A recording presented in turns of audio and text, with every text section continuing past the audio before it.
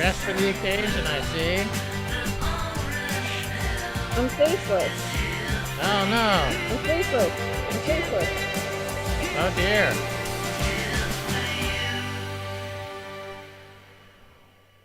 That was hard to do with that. Whew. You know, it's hard to see through a mask when you're faceless. No doubt. How did it feel in there? It looked like one of them plague masks. Is that from the plague? It is. It's a Plague good. years? It's a perfect. It's it matches the theme of the day. What is the theme? Of plague, but also faceless, because Elizabeth Warren says that crypto puts financial system in the hands of shadowy super coders, she says. All right. Shadowy Supercoders. That sounds like a new epic series coming to you on, cable or a subscription TV. It's like super spreaders, of course. I like to call her, how they always have that woman blonde-haired woman who screamed at LeBron James and she got coined. They started calling her courtside Karen.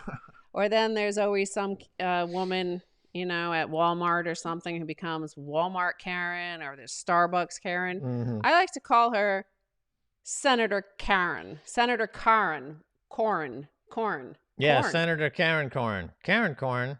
Yeah, she's a Karen. I mean, she's out there, talking to folks and getting all concerned trolling about the crypto people.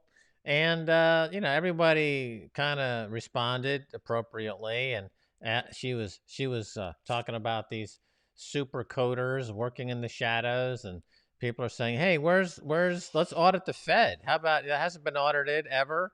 Ron Paul tried to get it audited for years and years. What's the Fed all about? Is there any transparency in the Fed? Ben Bernanke testified that he's not obligated to tell anybody where any of the stuff on the Fed's balance sheet came from, where it's going. How about some transparency there? And the reason why Bitcoin was created is because the central banks are failing, and the central banks have caused misery, and that. So she's on the wrong side of history. That's what she'll be remembered for. Right. And of course, I mean, she's saying that these shadowy, faceless supercoders are somehow a threat to the financial system, whereas the entire internet itself runs on the super code of shadowy, faceless, open source software contributors. Right. There's anonymity, and there is voluntarism, and there's a lot of people who donate a lot of code to projects, the open source software movement, the free open source software movement, who remain private. They like their privacy. They're anonymous, but because they know that people can read the code's transparent. You don't need to give your identity. You don't need to say who you are, where you are, to contribute code to a GitHub. Right? The code is the code, and the code gets reviewed, and it's either adopted or not adopted. And so that's not a prerequisite for having a workable software or a financial system. So she's completely off base there. Yeah. And as you've pointed out over and over, of course, Bitcoin, everybody with a node can audit Bitcoin. Everybody.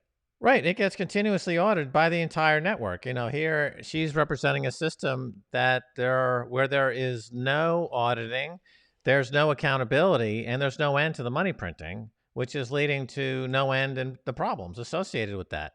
So, she's just on the wrong side of history. And, it's unstoppable. It's unconfiscatable. So it's not like she can do anything. Bitcoin is designed to attract attacks. And the attackers are higher up on the food chain. So now we're at the senator level, and we're working our way up to, whereas El Salvador has made it legal tender, right? But it got the IMF to come out of the shadows and say, oh, we're going to attack El Salvador, right? So it's just attracting, attackers until eventually it runs out of people to attack it. And then they'll all decide, you know what, we were wrong. We got to buy it. But, oh, gosh, it's at $500,000 a coin. I wish we had bought it at $1 when Max and Stacy first told us to back in 2011. Exactly. And, Preston Byrne had a really good take on this, which was that he said the far more frightening reality here is that the financial system is in the hands of Elizabeth Warren. So we could see them I mean, they're transparent in a way in that they openly trash the system. They openly rig the system, right? Where open source, where you could actually see the code, they are openly trashing the system, and money printer go brrr. But the thing is, like, you're not allowed to really know what lobbyists are buying them, who they're doing this for, how much their portfolio they're benefiting by doing all of the things they do in terms of whether it's bailing out banks, bailing out the mortgage system, the notion that we might now bail out the commercial mortgage-backed securities system. Like, we don't know who they're benefiting. We know who Bitcoin is benefiting, right? Everybody benefits. Right. And let's talk Turkey. You know, let's talk about the reality of the situation. The Yeah, let's current do it. monetary policy in America, the current central bank policy and the current banking system as it relates to politicians in America is set up to do one very basic thing, and that is to buy votes.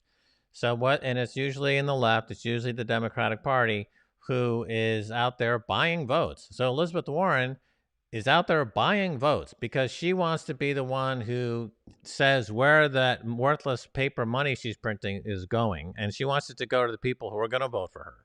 Okay, so it's pay to play. It's corruption. She is the very definition of corruption. And that is the bottom line. It's just so simple. And the thing is that Bitcoin is uncensorable, unconfiscatable, immutable.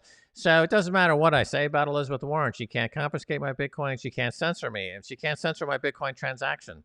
And it does. True. Many people say, oh, you know, Bitcoin is code, and code is protected by the First Amendment.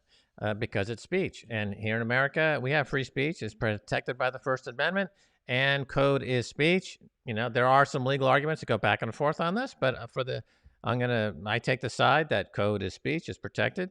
And so she just doesn't have a single argument to stand on. She's just going to be a late coiner. You know, I've heard of no coiners. I've heard of, what else is there? No coiners.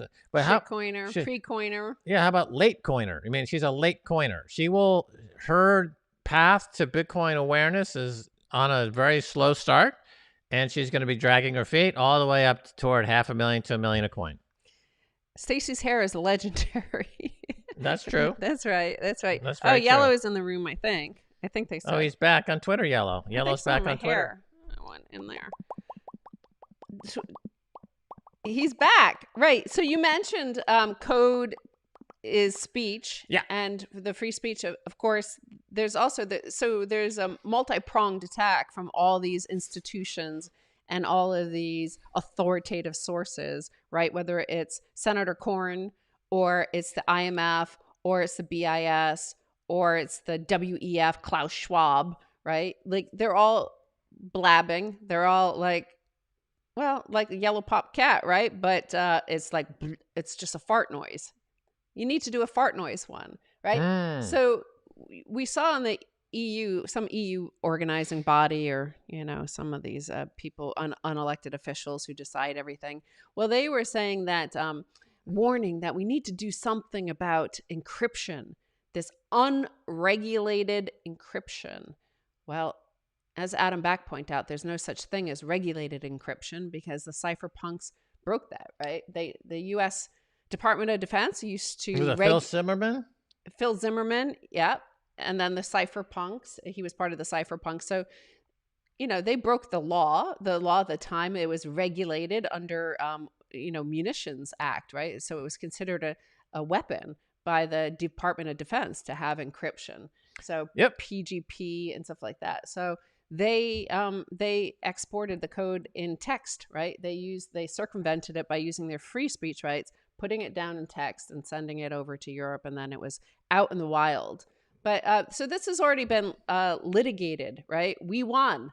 We won EU. We won Elizabeth Warren. We won Klaus Schwab. We continue to win, and that's why we're having a Bitcoin party in Phoenix in 2 weeks' time.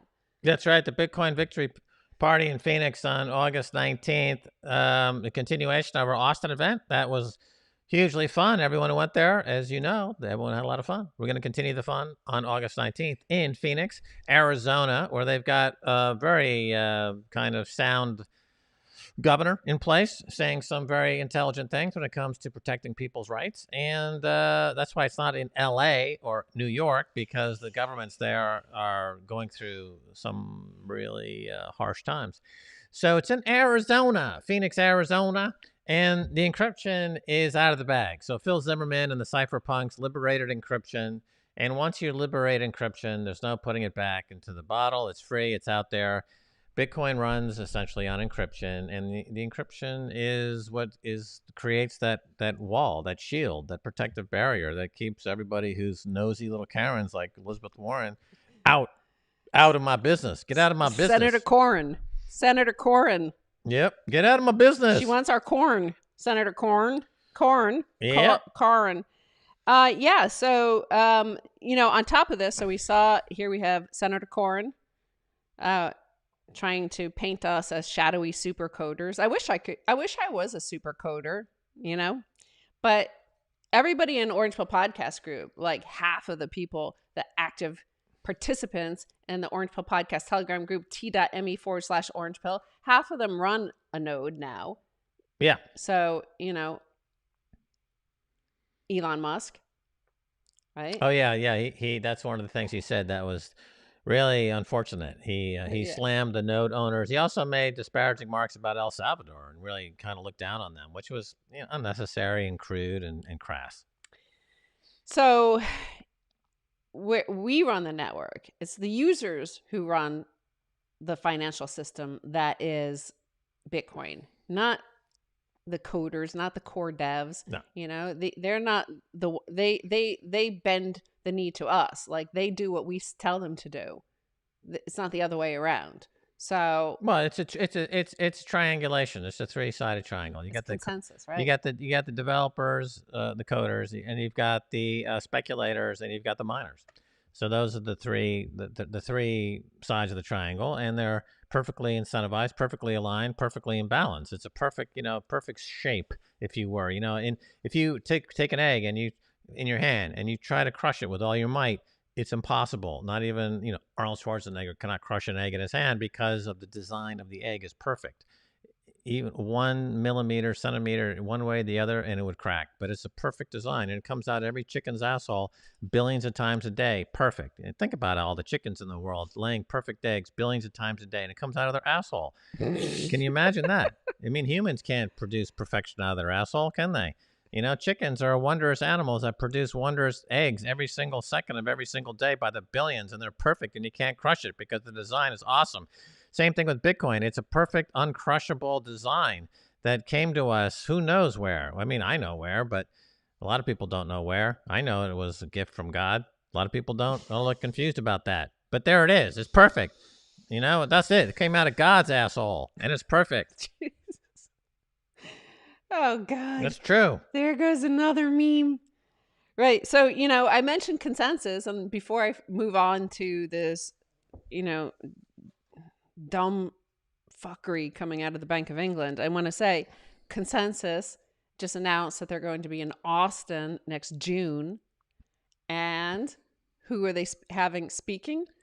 The WEF, the World Economic Forum, is co-sponsoring it with them.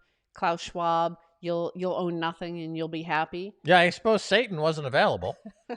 So they've got Klaus Schwab there, Klaus, and the World Economic Forum. Well, I don't get it. Why are they just so overtly pandering to the worst scum on planet Earth? I don't buy it anymore where it's like, we're going to try to turn them into Bitcoiners.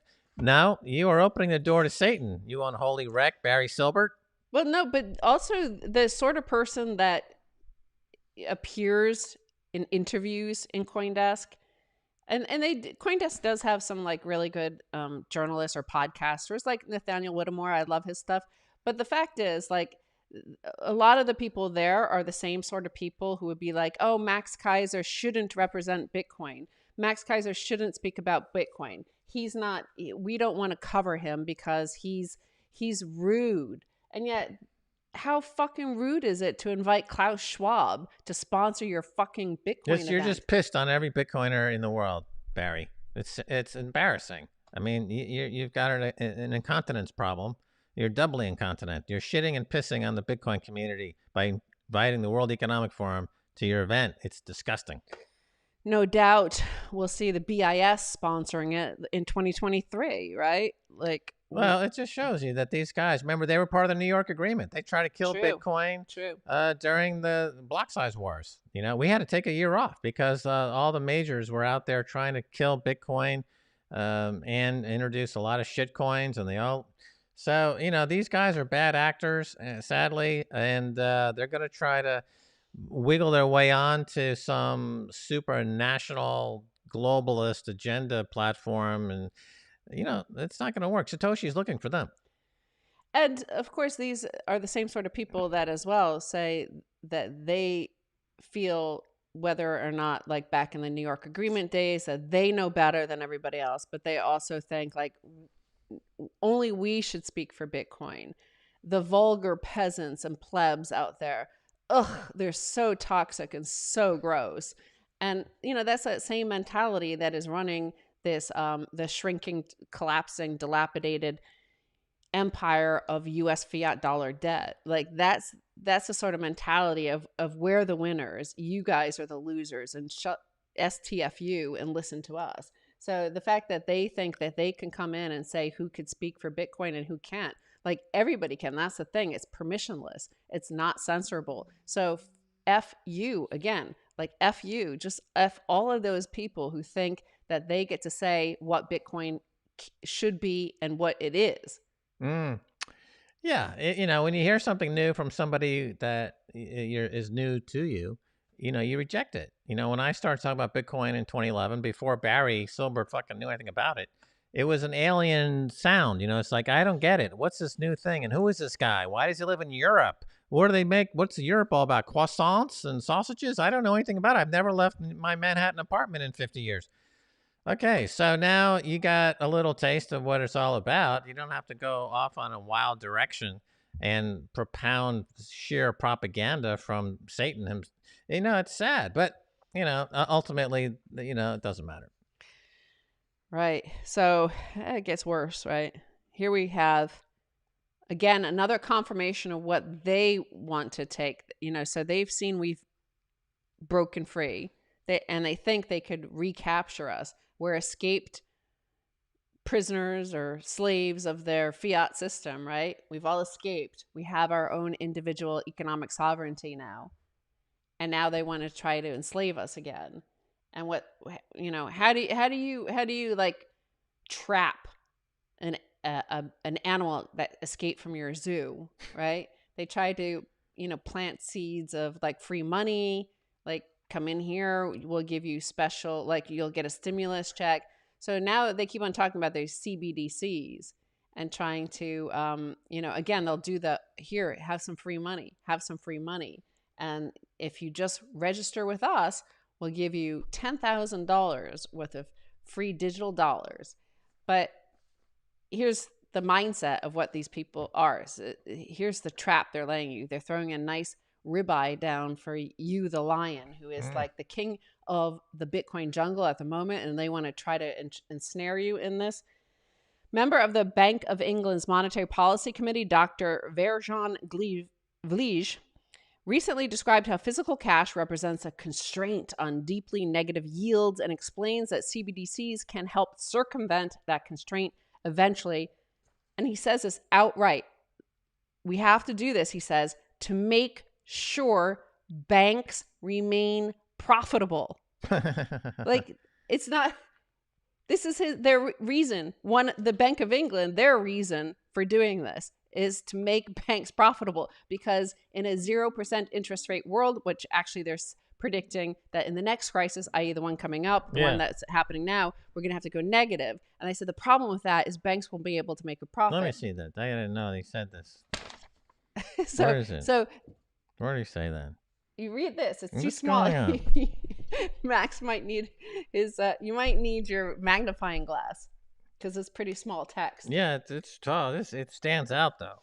So basically, they're outright saying that they need to guarantee profits for banks, and so if there is no profit because of their interest rates, because the banks themselves collapse the economy, collapse the financial system, the fiat debt collapses the financial system, and the global banking system and the global economy. But the elite want to maintain the system because, of course, the exorbitant privilege of that all fiat system and the fiat dollar, whereby they benefit. So what they're doing is they're saying right now, they're outright saying that we're going to do with our CBDC, we could just take it from every citizen and give it to Jamie Dimon and to give it to Lloyd Blankfein and these guys. They're outright saying it. Right. I mean, this is gone too far. Even Max is shocked. This has gone too far. He's gonna. They uttered something that they're not supposed to say in public. Yes. Somebody actually retweeted. That's how I found it. Somebody retweeted it, and so I retweeted it, and they were like, "I can't believe they're actually saying they're not supposed to say this." You're not supposed to say that out loud. It just shows you how much they feel they've got impunity now. That people are so locked down and frazzled and everything that they can just outright say stuff like this. So, I mean, where do you begin? It's where do you begin? They've totally subverted the whole idea of banks. I mean, that's not the purpose of a bank. The bank is not a leech. That's not the point. I mean, it's not, and so banks have been leeching for decades, and the interest rates have been gone cut to allow banks to leech with impunity and to avoid any accountability and to defer their liabilities into the future by restructuring all their debt continuously, extend and pretend. So they got to the end of the road, and now they're saying, well, instead of actually paying the piper, instead of having this declare bankruptcy as we should because we're bankrupt, we're going to make it now with these central bank digital currencies. It's just going to be a tithe from the peasants right into the bankers' pockets without any intermediaries whatsoever. And so that's, it's feudalism. Yes, it is. It's back in medieval days, what they call the droit de cuisse. The droit de cuisse, right? This is, are you familiar with that? Yes, I am. So I know you're going to tell the people. I know you're going to tell the people. I mean, they want to know, right? They need to know this because they need to understand what's coming. This is essentially any aristocrat or nobleman who's out and about. He has the right to fuck your wife, right? It's the right to fuck your wife, the droit de cuisse. And so, and this has been dramatized. Occasionally you'll see this in movies, right? The farmer is aghast as the nobleman comes over and decides to rape his wife in front of him because it's his right, because he's a nobleman. So these laws that they're putting forward right now are the droit de cuisse for us. In terms of what the banks are doing, they're raping us in real time, and the Financial Times and these other publications are celebrating this. They're celebrating rape. This is it. This is a gang rape. It's time to get faceless. We should all get faceless. In the UK, they say when you get drunk, you're off your face. Oh, right. But it's time for all of us to get faceless. Can you hear me? Can you hear me? Yeah, I can. It's time to get faceless. Let's get faceless. This is the new Anonymous, but it's real. Right. Remember that fake group of Anonymous? Oh yeah. They were big for a while. That put on the Warner Brothers backed Guy Fawkes mask. Yeah, the Guy Fawkes mask made by Warner Brothers. Copyrighted by Warner Brothers. Well, yeah. I mean, I hear what you're saying. We need to become like Satoshi. Satoshi became invisible when he released Bitcoin. And, this is why, because he knows, I mean, look at every the shitcoin out there. You go back to the origin of it, the foundation, the leader, right? They're all, it's got a single point of failure and they're all vulnerable.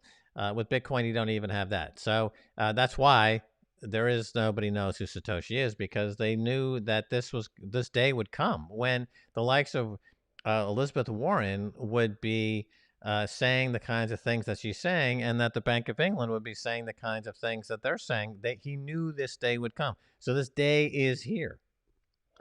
I like this mask because I think you can show whether you're agreeing or disagreeing easily. I think it, you could see it.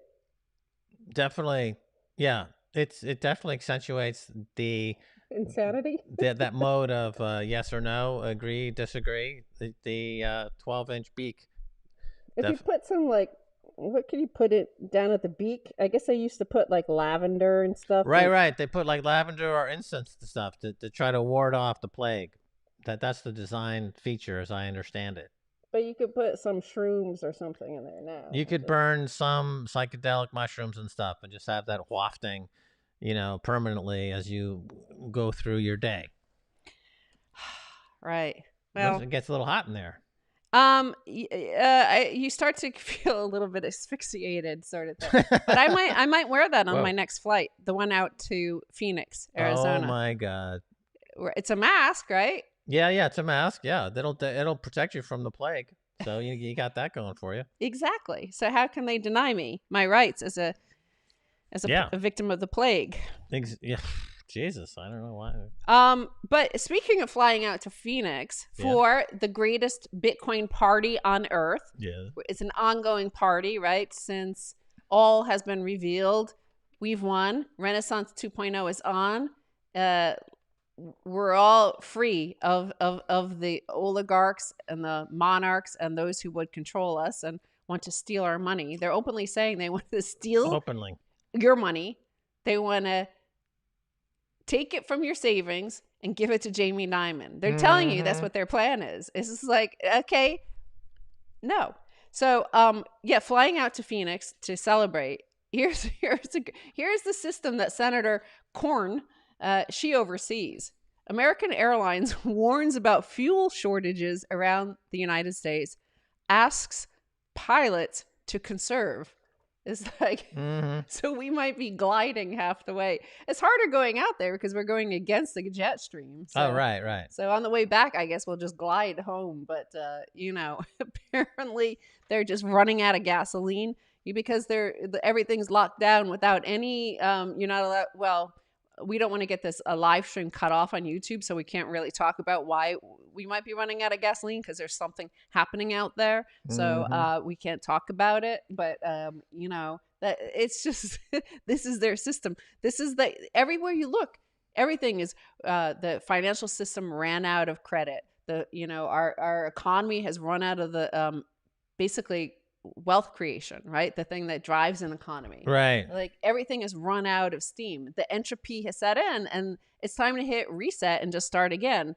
Well, we already have, like in the Bitcoin world, but they need to get with it. The people outside who aren't in the new game, they need to get with it. Yeah, I can see on the tarmac at the airport, pilots siphoning gas from the neighbor's jet into a gas tank, and then running back to their jet over at EasyJet or something, and stealing gas on the tarmacs by pilots is going to become a thing. Well, I might bring this up as well. So the EU says that you, the ordinary Joe Bag of Donuts schlub, deplorable person out there, that you must now pay a new airline fuel tax coming into Europe, right? This is to fight climate change.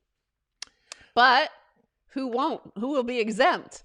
That's right, private jets. So all of those people flying into the World Economic Forum, the ones pushing the Great Reset, the ones pushing for you owning nothing and you'll be happy. Right. They're the ones that get exemption from this new fuel tax.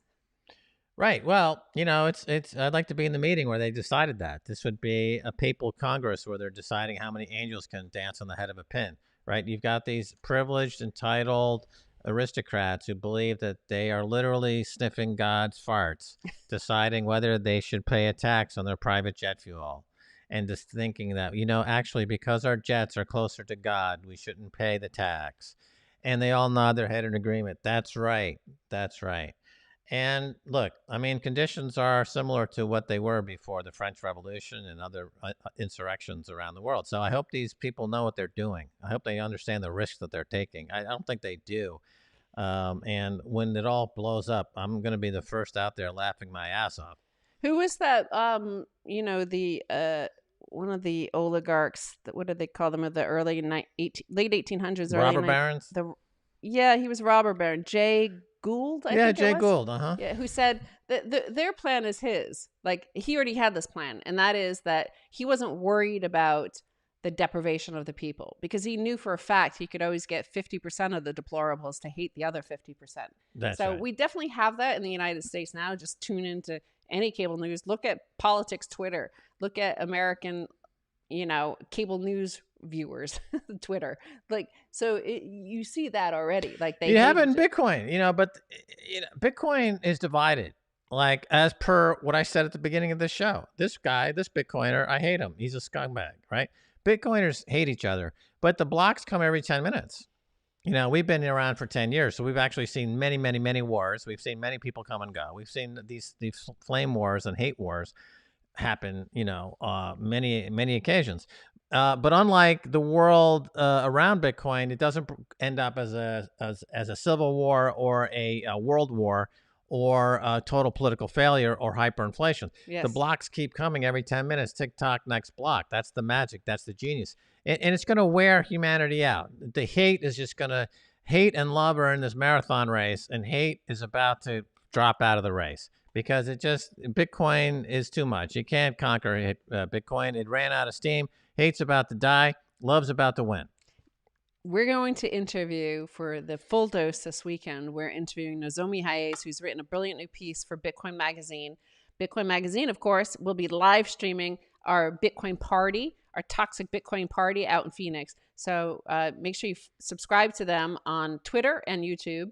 But they've just published a piece from Nozomi Hayes about this. She's talking about the incentive structure of Bitcoin and how it incentivizes love. So we're going to talk about that further, and it plays into all these stories, the ongoing stories.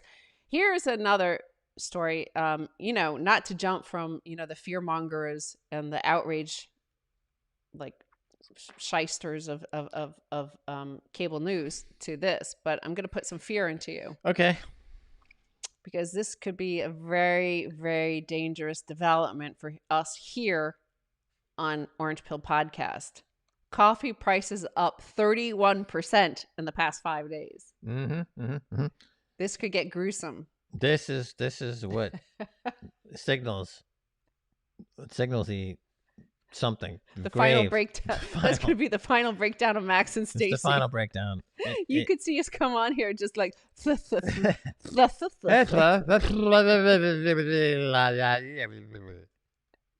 We might have to speak to you in sign language, like literally signs. We won't be able to actually write it. We won't be able to What's speak. going on? So coffee.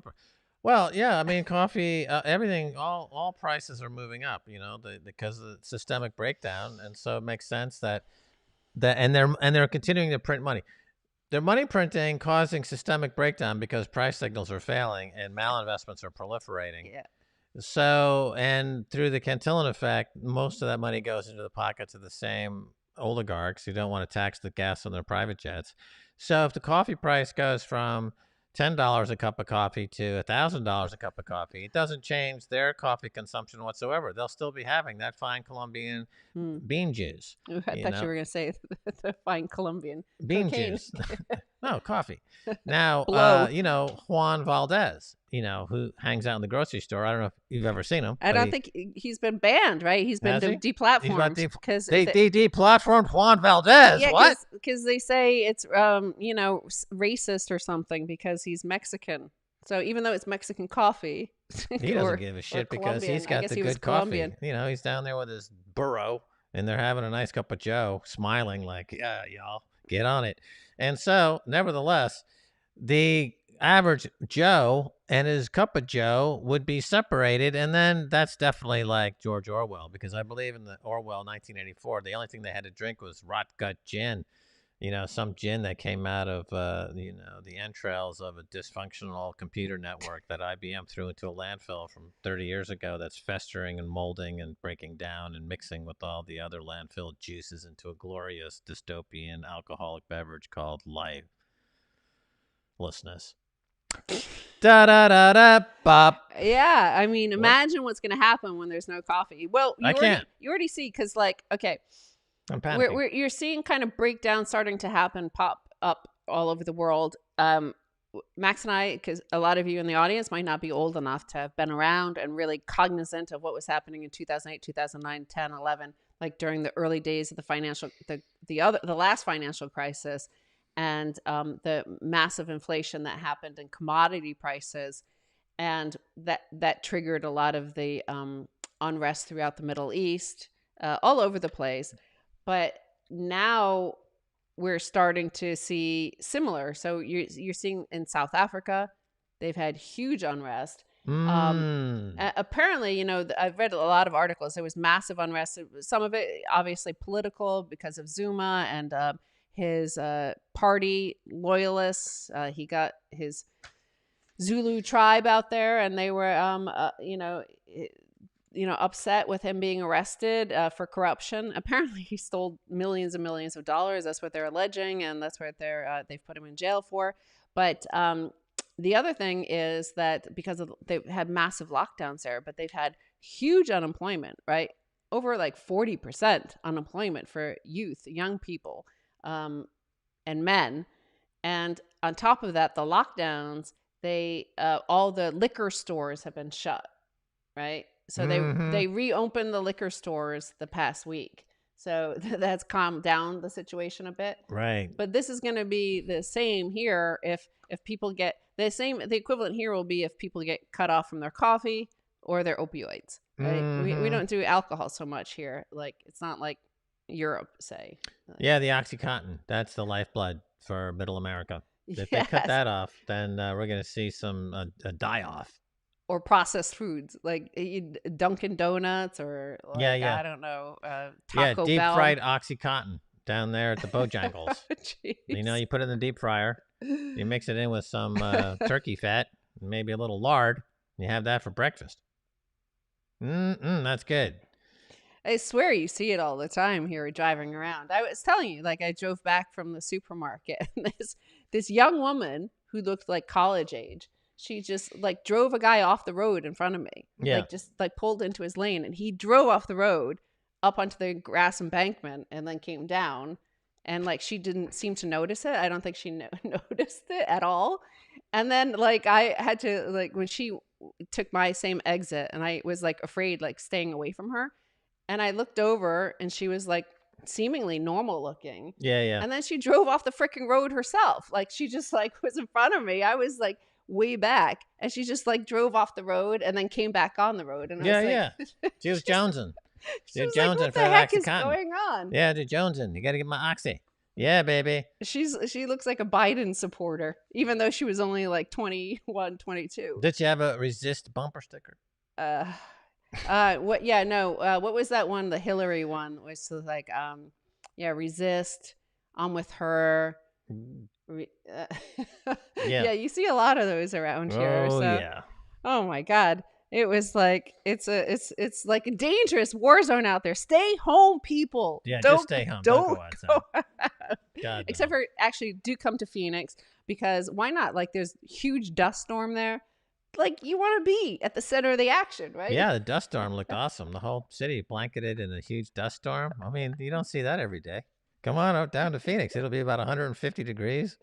And, why not? Max and Stacy will be there. I won't be wearing hardly anything. Not in that heat. It'll just be, minimal clothing. Well, it'll be like 103, but it's desert, obviously. Right. Desert sort of conditions, so very dry, much cooler at night. It's 95 here, so and humid. So, it's kind of equal. That's my argument. And the dust storms look cool. Like, if you can get. Yeah, they look good. Yeah, to show you, be a part of it. I want to be a part of it. Dust storms for me. This is a good dust storm mask. Yeah, right? that could. Yeah. That, right. That might work in a dust storm. Right. Your snout is kind of grabbing non-dusty air, kind of thing. Maybe that might be a good design. I think maybe. I think this is a good time, actually, because we're gonna film in Phoenix when we go there. We're gonna film some cool stuff. I might bring that for filming. I'm gonna try to cut to this film. I put together this film with Mike Graff, who was our camera guy, who came out with us to Austin. He did the live stream on that, and he also went with us out to Rhodium, where a lot of people from our Orange Pill podcast Telegram group, t.me/Orange Pill, have applied for the 30 jobs going there.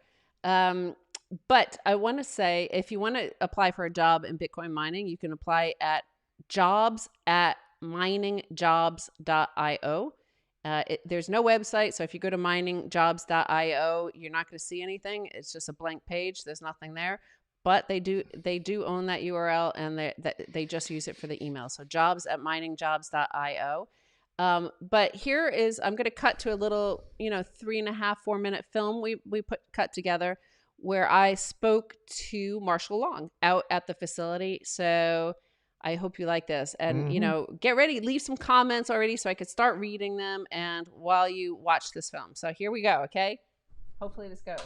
All right, I'm here with Marshall Long, Bitcoin miner. You're in Texas. There are like a sector of people, often with blue ticks on Twitter. They're upset that Bitcoin miners are moving to Texas. You being here helps in a situation like Austin, what happened when the grid went down. This acts as like one of those giant batteries. And as far as like miners are causing power outages, the actual truth is the opposite. Without these, the system would have been even worse. We got notice about a day before everything started getting hairy, so we turned off. And then about 24 hours later, everything started going haywire. So we were off well before any of that happened and getting paid to be off. You guys must be so wicked happy about the hash rate. Business is booming, baby! And then the difficulty adjustment that just happened. Oh yeah, so the day before the difficulty adjustment, the messages are, everybody get your stuff together, get out there, start trying to expand, let's go, let's go, let's go. And then the day of, when everything started, everybody's just like, yeah, we're money balling now, boy, let's go. Yeah! It's lit now. That shows you Bitcoin's working. Like Exactly. when you juxtapose it to what's going on with QE and all these things and stimulus and how they're trying to like figure out how to control this economy and the financial system and the banking system, and they keep on having all these levers and buttons. That's the beautiful part, is the difficulty is a self-healing mechanism. So right now is the best time I've ever had mining in the past almost 11 years. So I'm hype right now. We're crushing it, and I'm super. Any miner that's online right now should have the same sentiment. Everybody's money balling right now. It's awesome. There's this sort of notion that it's like Shangri-La and everybody could just move to Texas and set up operations, but it actually takes like a year or two, right? There's no more capacity for somebody to just plug in today in Texas. Since all the supply chain shock, you've got issues with transformers being like 18 months delayed. You've got to get special permission to run this kind of scale, and that wait list can be 18 months as well. Well, thank you for joining us on Orange Pill Podcast, and thank you for joining our show here in Austin. We're going to be at the event. Let's Everybody, get weird. Get weird, man. You didn't do weird. Let's get weird, dude.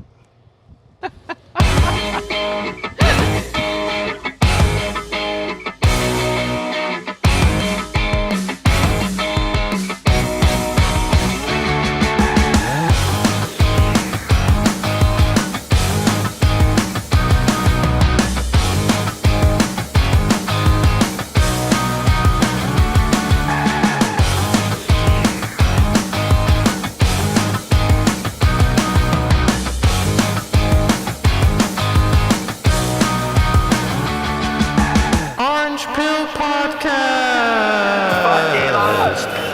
Fuck Elon.